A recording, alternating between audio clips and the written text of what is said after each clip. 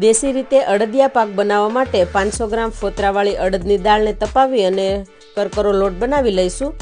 લોટની અંદર 4 ચમચી ઘી 4 ચમચી દૂધ ઉમેરીને ધાબો આપીને 20 મિનિટ માટે રેસ્ટ આપી દઈશું અને મસાલો તૈયાર કરીશું।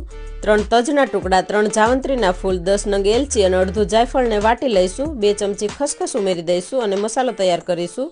મસાલો બની ગયો છે। હવે ટોપરું છીણી લઈશું।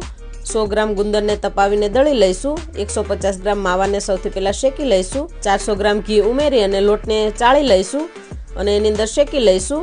ત્યાં સુધીમાં આપણે કાજુ બદામનો ભૂકો પણ કરી લઈશું। લોટ ફૂલી જાય એટલે એની અંદર 5 ચમચી જેટલું દૂધ ઉમેરી દઈશું। દળેલો ગુંદર ઉમેરી દઈશું। અડદિયાનો મસાલો, 2 ચમચી સૂંઠ પાવડર, ભૂકો કરેલા કાજુ બદામ અને મોળો માવો ઉમેરી દઈશું।